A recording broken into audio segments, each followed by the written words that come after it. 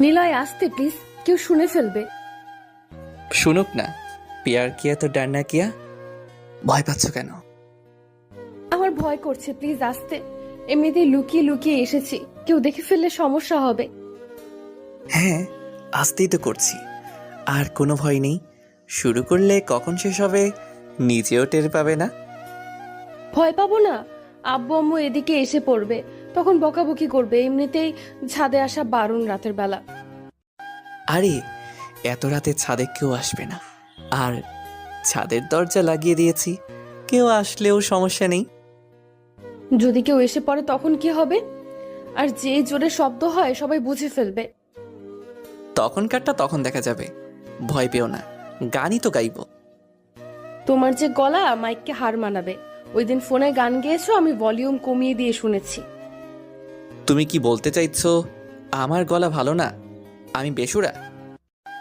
আরে বাবা না, তোমার গলা ভালো, তাই দূর থেকেই শোনা যায়।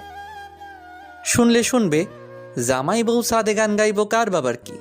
নিজের বউকে নিয়ে গান গাইবো তাও সমস্যা? আব্বু যদি শোনে এত রাতে ছাদে আসছি বাসর ঘর ছেড়ে, তাহলে আমাকে তো বকবেই, তোমাকেও বক। হুম হুম, হয়েছে। আর এসব বলতে হবে না। তোমার গালে এটা কি? কই, আমার গালে তো কিছু নেই। এই যে আছে, দাঁড়াও দেখতেছি কি। শিয়াম জুয়ের গালের কাছে গিয়ে প্রথমে আঙ্গুল দিয়ে দেখার ভান করে হঠাৎ চুমু এঁকে দিল জুয়ের গালে। জুই চোখ বড় বড় করে তাকালো শিয়ামের দিকে। আমার গালে কিস করার সুযোগ খুঁজো খালি না? তোমার গালটা এত নরম, বাট গালের চাইতে ঠোঁটটা আরো বেশি নরম। এই জুই, তোমার ঠোঁটে কি? একদম না, আর ঠোঁটেও কিছুই নেই। এটা বলে জুই নিচের ঠোঁট কামড়ে ধরল আর শিয়াম জুইকে সুরসুরি দিতে লাগলো। জুইও না হেসে পারল না। হেসে দিতেই শিয়াম জুয়ের ঠোঁটজোড়া নিজের দখলে নিয়ে ফেলল। জুই শিয়ামের পিঠে নখ বসিয়ে দিল। শিয়াম জুয়ের ঠোঁট আরও শক্তভাবে কামড়ে ধরল। এদের রোম্যান্স চলতে চলতে একটু এদের বিয়েটা কিভাবে হলো তা জেনে আসি। আম্মু, আজকে তো মামা জেল থেকে ছাড়া পাচ্ছে। বাবা, তুই তোর মামাকে নিয়ে যা জেল থেকে। বেচারা আমাদের জন্য অনেক কষ্ট সহ্য করেছে। আব্বুর দোষ নিজের কাঁধে নিয়ে 12 বছর জেল খেটে আসলো, এমন মানুষ আজও পৃথিবীতে আছে? তোর মামা আমার সংসার যাতে না ভাঙে সেজন্য জেল খাটলো, অথচ দেখ নিজের সংসারটা কেমন হয়ে গেল। বাবা, তুই দেরি করিস না। আমি তোর বাবাকে ফোন দিচ্ছি, তোর বাবাও পৌঁছে যাবে। আচ্ছা আম্মু, তুমি টেনশন করো না, আমি যাচ্ছি, মামাকে নিয়েই ফিরবো। কারাগারের সামনে দাঁড়িয়ে আছে শিয়াম। সময় হয়ে এসেছে। ভেতর থেকে দরজা খুলে একজন দাড়িওয়ালা লোক বের হয়ে এলো। শিয়াম এগিয়ে গেল। এ তো শিয়ামের মামা। চেহারার কি অবস্থা! দাড়ি দিয়ে যেন পাগলের বেশ ধারণ করেছে। শিয়াম এগিয়ে গেল আর মামা, আমি সিয়াম, তোমার ভাগ্নে। আমাকে চিনতে পারছো মামা? সিয়াম? হ্যাঁ হ্যাঁ, আমার বোনের ছেলে। তুমি সিয়াম? অনেক বড় হয়ে গেছো বাবা। মামা আমার সাথে চলো, আম্মু তোমার জন্য বসে আছে। তোমার আম্মু আমার জন্য অপেক্ষা করছে? হ্যাঁ মামা, এই যে আব্বু এসে পড়েছে দেখো। শিয়ামের আব্বু এসে জুয়েল সাহেবকে জড়িয়ে ধরে কান্না শুরু করে দিল। উনি এক লোকের সাথে মারামারি করতে গেলে লোকটা গুরুতর আঘাত পান, যার দোষ জুয়েল সাহেব নিজের কাঁধে নিয়ে নেন, কারণ ওনার একমাত্র বোনের সংসার নষ্ট হবে। শিয়ামের বাবা আর শিয়াম ওর মামাকে নিয়ে গাড়িতে বসিয়ে বাড়িতে নিয়ে এলো। ওনার বোনের কান্না তো থামেই না। প্রায় 1 যুগ পর নিজের ভাইকে দেখলো। নাপিত নিয়ে ওনার চুল দাড়ি সব কাটানো হলো। ওনার জন্য জামা কাপড় কিনে আনা হলো। ওনাকে এখন একবারে পরিপাটি লাগছে। কে দেখলে বলবে যে উনি জেল খেটে এসেছেন। কিরকম নায়কের মতো চেহারা! তাহলে 12 বছর আগে কেমন ছিলেন? রাতে বসে আছে সবাই ডাইনিংয়ে। জুয়েল, হ্যাঁ আপা, বলো। তুই তোর বাড়িতে দেখা করবি না? ওরাও তো তোর জন্য অপেক্ষা করছে। কি মুখে যাব আপা? না পারলাম আমার মেয়েটার বাবার দায়িত্ব পালন করতে, না পারলাম আমার বউটাকে সুখ দিতে। তোর মেয়ের কোনো অযত্ন হয়নি। তোর মেয়ে শহরের সবচেয়ে নামকরা কলেজে পড়াশোনা করছে, আর তোর বউয়ের কোনো কিছুর কমতি হতে দেইনি কোনোদিন আমি। আপা, আমার মেয়েটা দেখতে কেমন হয়েছে? তোর মেয়ে তোর মতোই সুন্দর হয়েছে আর অনেক মেধাবী। ওকে দেখতে মনটা আমার কেমন যেন করছে আপা। ও আমার সামনে আসলে আমাকে চিনতে পারবে তো? আমাকে বাবা বলে স্বীকার করবে তো? আরে পাগল নাকি তুই? তোর মেয়ে অনেক বুদ্ধিমান আর সব বোঝে। দেখবি তোকে কিছুই বলবে না। আমি লোক দিয়ে খবর পাঠিয়েছি, কালকে সকালে সিএম গিয়ে ওদের নিয়ে আসবে। বাবা সিয়াম, জি মামা। বলছিলাম জুইকে সাবধানে নিয়ে এসো, একটাই মেয়ে আমার। মামা নো টেনশন, আমি থাকতে কিসের টেনশন? তুমি ঘুমাও, তুমি ঘুম থেকে ওঠার আগে দেখবে ও এসে পড়েছে। আচ্ছা বাবা, ওকে দেখে শুনে আনিস। ওকে মামা।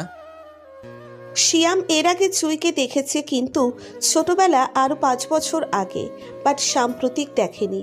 শিয়ামের আম্মুই কিছুদিন পর পর গিয়ে দেখা করে আসে, আর শিয়াম তো ঢাকা হোস্টেলে ছিল পড়াশোনার জন্য, তাই জুইকে এ বাড়িতে আনা হলেও শিয়াম দেখেনি। শিয়াম বিছানায় এসে শুয়ে আছে। ভোরবেলা বের হবে আজানের আগে। হালকা চোখ বুজতেই ঘড়িতে অ্যালার্ম বেজে উঠল। শিয়াম উঠে ফ্রেশ হয়ে গাড়ি নিয়ে বের হয়ে পড়ল। ও বাড়ির গেটে এসে হর্ন বাজাতেই দারোয়ান গেট খুলে দিল। ভেতর থেকে সাদা সালোয়ার কামিজে একটা মেয়ে ঘোমটা দেওয়া এসে দরজা খুলে দিল। শিয়াম ভেতরে ঢুকল। আসসালামু আলাইকুম ভাইয়া। ওয়ালাইকুম আসসালাম। ভাইয়া আপনি ভেতরে এসে বসুন, আমি আম্মুকে ডেকে দিচ্ছি আর নিজেও রেডি হয়ে আসছি। আচ্ছা, কিন্তু একটু তাড়াতাড়ি করবেন। অবশ্যই যাব আর আসবো। ভেতরে জুই যেতেই শিয়ামের মামি বের হয়ে আসলো, আর শিয়ামকে দেখেই কান্নাকাটি শুরু করে দিল, আর শিয়ামের মামাকে নিয়ে বিলাপ করতে শুরু করে দিল। শিয়ামের মামা কিভাবে এত বছর ওনাদেরকে ছাড়া ছিল, কেমন আছে লোকটা, এসব। ভাইয়া, সিয়াম ভাইয়া, হ্যাঁ জুই বলো। যাবেন না? কোথায় তাকিয়ে আছেন? হ্যাঁ যাবো তো, তোমরা রেডি? হ্যাঁ চলুন। আপনি কি কোনো বিষয়ে চিন্তা করছেন? না না, ঘুম থেকে উঠে এসেছি তো, তাই এখনো ঘোর কাটিনি। ও আচ্ছা, চলেন তাহলে। শিয়াম জুই ও ওর মামির ব্যাগ হাতে নিয়ে হাঁটতে লাগলো গাড়ির দিকে। গাড়িতে উঠে বসলো জুই ও মামি। জুই সামনেই বসলো। শিয়াম এটা দেখে কিছুটা অবাক হলো। শিয়াম গাড়ি চালিয়ে নিচের বাড়িতে চলে আসলো। জুই গেটে পৌঁছতেই কেমন যেন থেমে গেল। কি হলো জুই, ভেতরে যাবে না? আমার কেমন যেন লাগছে। অনেক দিন পর দেখা করবে তো, তাই এমন লাগছে। তোমার বাবারও তো তোমার মতোই লাগছে, তাই না? তাহলে তুমিও যদি এমন করো, তাহলে দেখা করবে কিভাবে? বাবাকে দেখতে কেমন লাগছে, শুকিয়ে গেছে অনেক, তাই না? আরে না মামা, সব সময় হিরোদের মতো তুমি চলো, দেখলে নিজেই ক্রাশ খেয়ে যাবা। সব সময় মজা করো সিয়াম ভাইয়া, আমি ক্রাশ খেতে যাব কেন? এমনিতেই বললাম, মানে ক্রাশ খাওয়ার মতোই চেহারা তো, তাই। ক্রাশ খেলে আপনার উপর খাওয়া যায়। আস্তাগফিরুল্লাহ, আমার উপর ক্রাশ খাবে অবশেষে? কেন, ক্রাশ খেলে কোনো সমস্যা? না সমস্যা নেই, আবার আছে। জুইমা, আমার জুইমা কোথায়? জুই ওর আব্বুর ডাক শুনে ছুটে গেল। জুয়েল সাহেব আর জুই মুখোমুখি দাঁড়িয়ে আছেন। জুইকে দেখেই উনি বুকে টেনে নিলেন, আর কান্না করতে লাগলেন। জুয়ের আম্মু কান্না করছেন, শিয়ামের আব্বু আম্মু সবাই কান্না করছে। সবাইকে ভেতরে পাঠালো শিয়াম। গেটে দাঁড়িয়ে কান্নাকাটি করলে কেমন দেখা যায়। সবাই ভেতরে গিয়ে কান্না করতে লাগলো। জুই বাচ্চাদের মতো কান্না করছে ওর আব্বুর বুকে। উনি জুইকে সান্ত্বনা দিচ্ছেন। এই পাগলি, কান্না করছিস কেন? কান্না করব না, কতদিন পর দেখছি তোমায়। এখন থেকে তো প্রতিদিন দেখবি। আমাকে ছুটি দিয়ে দিয়েছে। তোমাকে আর নিয়ে যাবে না পুলিশ? না, আর নিয়ে যাবে না।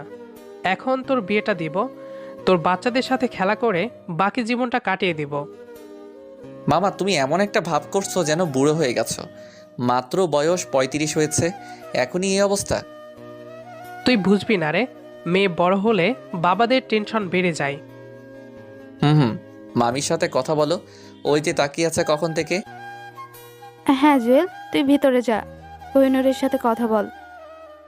শিয়াম ওর মামাকে আর মামিকে ভেতরে ওর রুমে দিয়ে আসলো।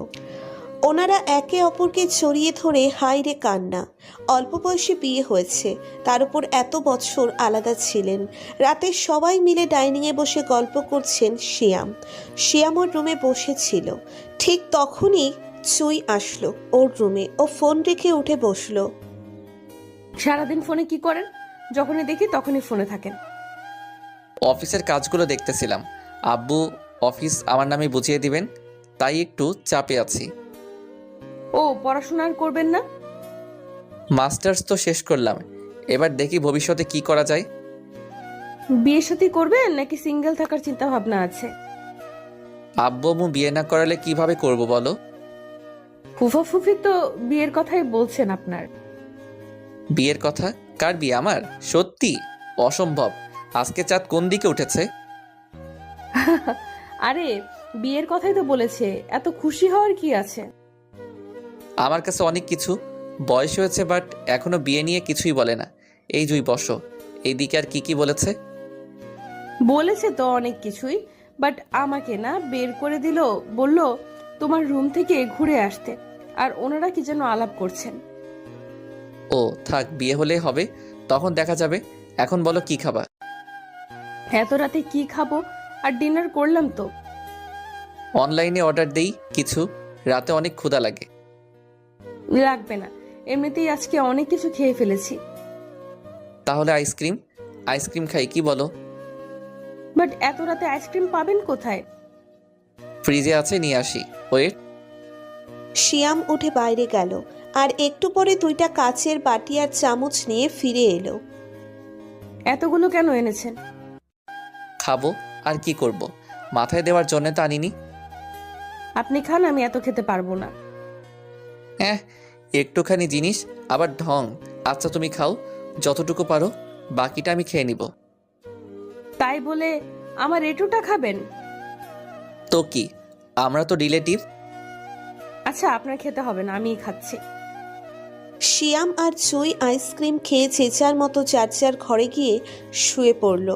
সকালে নাস্তা খাচ্ছে টেবিলে, তখনই আম্মু, এই সিয়াম, নাস্তা খেয়ে বস, কথা আছে। আর জুই, তুমি একটু ওর রুমে গিয়ে বসো মা। হ্যাঁ মা, যা, তোকে পরে ডেকে নিচ্ছি। তোমরা এইভাবে তাকিয়ে আছো, কিছু বলবে?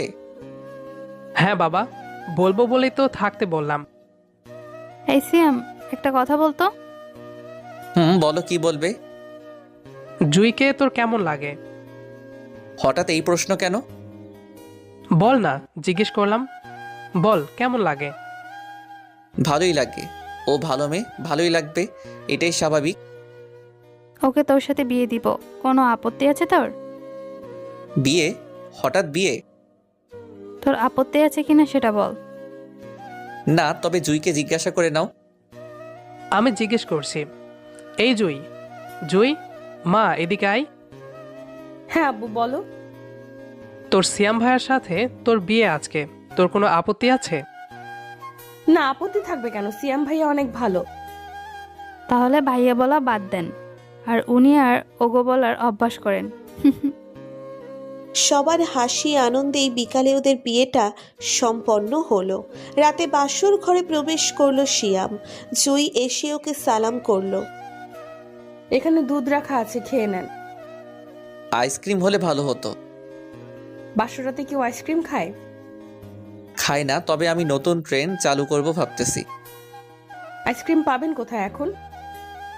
আছে তো রুমেই, আমার ছোট ফ্রিজে আনিয়ে রেখেছি। চলো জুই, ছাদে যাই, চাঁদের আলোয় আইসক্রিম খাবো। বর্তমানে এই চলেন নিচে যাই, আব্বু শুনলে পিটাবে আমাকে। আচ্ছা চলো। এই ছাড়েন, আমার লজ্জা করছে। লজ্জা করলে কিভাবে হবে? এখনো তো কিছুই করলাম না। কেন, আর কি করবেন? রুমে যাই, তারপর দেখো আর কি করি। এই যে মুভিতে দেখাই ওইগুলো। আজকে তোমাকে নিয়ে নতুন মুভি বানাবো।